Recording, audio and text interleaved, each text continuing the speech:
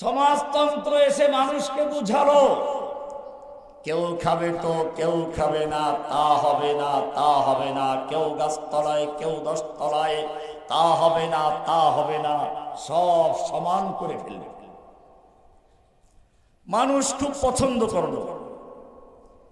এবারে তারা এই যে বৈষম্য, কেউ উপরে কেউ নিচে, কেউ ফকির কেউ আমির, কেউ ধনী কেউ গরিব, এর সমস্যার মূল কারণটা কি? কারণ খুঁজে বের করলো এই সব কিছুর মূলে হচ্ছে ব্যক্তি মালিকানা। জমি জমা, কলকারখানা, এর মালিক ব্যক্তিগত থাকার কারণে একদল লোক মালিক বনে গিয়ে কলকারখানায় আয়ুৎপন্ন হচ্ছে, তারা মালিক বলছে, আর একদল শ্রমিক আর কর্মচারী হয়ে তারা কাজই করে যাচ্ছে। এটাই মূল সমস্যা। কাজে এটাকে দূর করতে হবে। তারা সমাধান দিল, এই পৃথিবীতে যদি সাম্য প্রতিষ্ঠা করতে হয়, বৈষম্যহীন সমাজ গঠন করতে হয়, তাহলে ব্যক্তি মালিকানা সলভ করতে হবে, ধ্বংস করতে হবে। দেশের জমি জমা, কলকারখানা, আয়ের উৎস যত আছে সব কিছুর মালিক হবে রাষ্ট্র। জনগণ সকলেই সমানভাবে কাজকর্ম করবে, মাস শেষে সকলে সমান বেতন পাবে। ভালো কথা না? কি সুন্দর সমাধান। মানুষ এটা গ্রহণ করলো। রাশিয়াতে, চীনে, বাংলাদেশেও কিছু লোক উৎপাত শুরু করেছিল কাস্তে কুড়াল দিয়ে। এটা এরকম মাথা ব্যথা দূর করার জন্য সমাধান কি করে? মাথাটা কেটে ফেলে দাও। দেশের সমস্ত মানুষের মালিকানা সলভ করে শ্রমিক আর মজদুর বানিয়ে মুষ্টিমেয় কয়েকজন লোক গোটা দেশের মালিক বনে গেল। নেতা, লেনিন, কার্ল মার্কস, মাও সেতুং, এরকম যারা নেতা, এর প্রতিষ্ঠাতা, তারা সবকিছুর মালিক বনে গেল। দেশের জনগণ সব তাদের শ্রমিক হয়ে গেল। কুছ ভি হো हर हाल में अपना हक लेंगे, इज्जत से जीना है तो जी लेंगे या जाम शहादत पी लेंगे। शब गुरीज़ा होगी आखिर जलवाए खुर्शीद से, ये चमन मामूर होगा नगमाए तौहीद से। नहनुल्लज़ीना बायअू मुहम्मदा अलल जिहाद मा बकीना अबदा। যখন বিশ্বের যেদিকে তাকাই সেদিকে একটি মাত্র চিত্র, বিশ্বের মানচিত্র থেকে মুসলিম উম্মাহকে চিরতরে নির্মূল করার জন্য সকল কাফের, মুশরিক, ইহুদি, খ্রিস্টান, হিন্দু, বৌদ্ধ সব ইসলাম বিদ্বেষী শক্তিগুলো ঐক্যবদ্ধ হয়ে মাঠে নেমেছে, যার কারণে আজকে ফিলিস্তিনে মুসলিমদের প্রথম কিবলা বাইতুল মুকাদ্দাস ইহুদিদের দখলে। সেখানে যুগ যুগ ধরে মুসলিমদেরকে পাখির মতো গুলি করা, হত্যা করা হচ্ছে। তাদের বাড়ি ঘরগুলোকে নিচের থেকে বুলডোজার দিয়ে, ট্যাঙ্কের গোলা দিয়ে আর উপর থেকে বিমান হামলা চালিয়ে গুড়িয়ে দেওয়া হচ্ছে।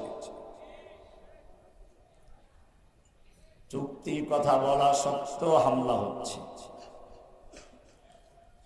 কাশ্মীর, ফিলিস্তিন, আরাকান সব দিকে একই চিত্র। এর কারণটা কি? আজকে মুসলিম উম্মার সময় এসেছে এর প্রকৃত কারণ উদ্ঘাটন করে তার সমাধান চিন্তা করা। আল্লাহর রাসূল সাল্লাল্লাহু আলাইহি ওয়াসাল্লাম সাহাবায়ে কেরামদের নিয়ে বসে আছেন। ভবিষ্যৎ উম্মত প্রসঙ্গে আলোচনা হচ্ছে। এক পর্যায়ে তিনি বললেন, ও আমার সাহাবীরা শুনো, আমার উম্মতের সামনে এমন একটি মুহূর্ত আসবে যখন দুনিয়ার সকল কাফের মুশরিক ইসলামের শত্রুরা ঐক্যবদ্ধ হয়ে জোট গঠন করে মাঠে নামবে, একে অপরকে আহ্বান জানাবে, আসো আমরা মুসলিমদের ধ্বংস করি। যেরকম ভাবে দস্তরখান বিছিয়ে খাবার তৈরি করে মেহমানদেরকে খাওয়ার জন্য ডাকা হয়। সাহাবায়ে কেরাম আশ্চর্য হয়ে গেলেন। আমরা মুসলিমেও সাহাবী মাত্র 1 থেকে 1.5 লক্ষ সাহাবী। আমাদের ভয়ে দুনিয়ার সুপার পাওয়ার গুলো থরথর করে কাঁপে। রোম পারস্যের সম্রাটরা মুসলিম সৈন্যদের খবর শুনলে কলিজা শুকিয়ে যায়। আর সেই সময় মুসলিমদের ধ্বংস করার জন্য কাফেররা জোটবদ্ধ হবে, একে অপরকে আহ্বান করবে। এত সাহস কি করে হবে তাদের? তখন কি মুসলিমরা আমাদের চেয়েও সংখ্যায় কমে যাবে? আল্লাহর রাসূলকে প্রশ্ন করা হলো, ইয়া রাসূলুল্লাহ, তখন কি আমাদের মুসলিমদের সংখ্যা আমাদের চেয়েও কম হবে? আল্লাহর রাসূল সাল্লাল্লাহু আলাইহি সাল্লাম বললেন, না, তোমাদের সংখ্যা এর চেয়ে অনেক বেশি হবে। তোমাদের সংখ্যা এর চেয়ে অনেক বেশি হবে, লক্ষ কোটি গুণ বেশি হবে। কিন্তু তোমাদের মুসলিমদের অবস্থা কেমন হবে জানো? ওয়ালাকিন্নাকুম গুসাউন কাগুসাইস সাইল। তোমাদের মুসলিমদের বাস্তব অবস্থাটা হবে কিরকম? পানির প্লাবনের সময়, তুফানের সময় পানির উপরে ফেনা হয়, বুদবুদ হয়, কচুরিপানা ভাসে, খড়কুটা ভাসে, ময়লা আবর্জনা ভাসে, যার নিচে কোনো ভিত্তি নেই, দাঁড়াতে পারে না। পানির তোড়, পানির স্রোত যেদিকে নিয়ে যায় সেদিকে চলে যায়, বাতাস ধাক্কা মারে আরেক দিক চলে যায়। ঠিক তখনকার মুসলিমদের অবস্থা হবে এরকম, ভাসমান খড়কুটা, ময়লা আবর্জনা এবং ফেনার মেনা। সাহাবায়ে কেরাম জিজ্ঞেস করলেন, ইয়া রাসূলুল্লাহ, এর কারণটা কি?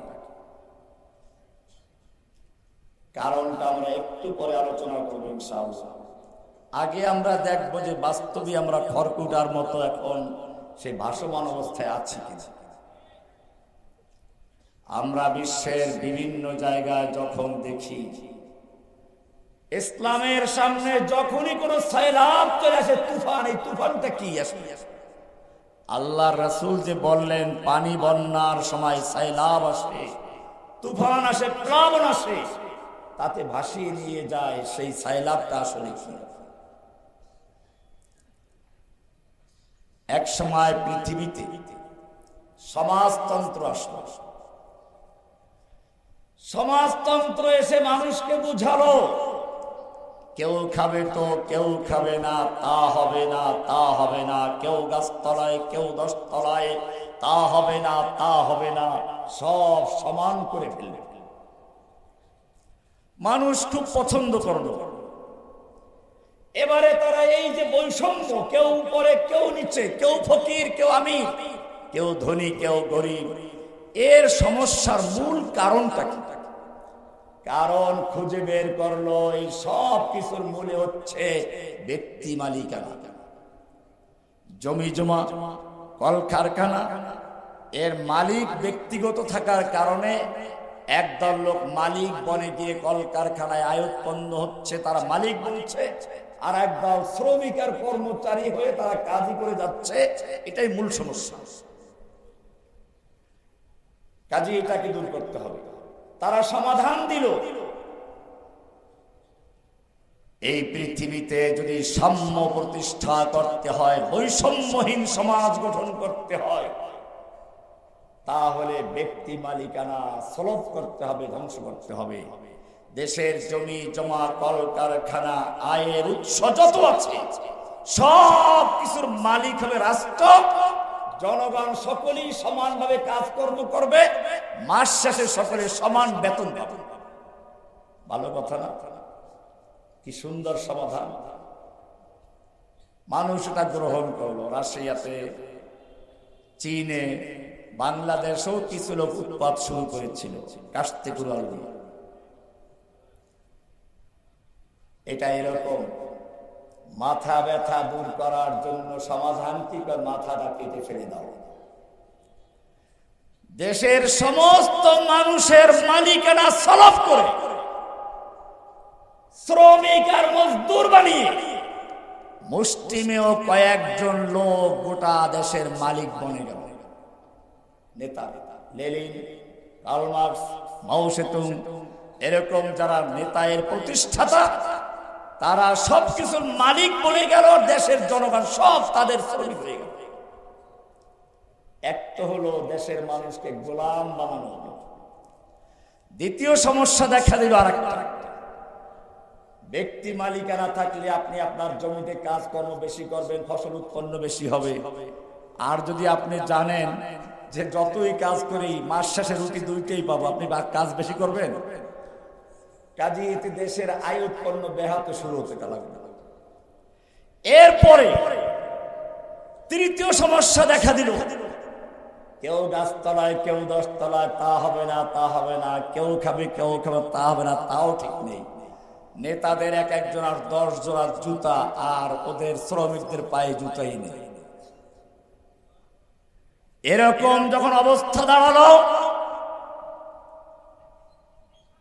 যখন এই সমাজতন্ত্রের জয় জয়কার অবস্থা শুরু হলো, সয়লাভ শুরু হলো, সমাজতন্ত্রের তুফান চলে আসলো, সব জায়গায় যখন সমাজতন্ত্রের বিজয় হচ্ছিল, একদল আলেম তখন ওই সমাজতন্ত্রকে ইসলামাইজেশন করার জন্য উঠে পড়ে লাগলো।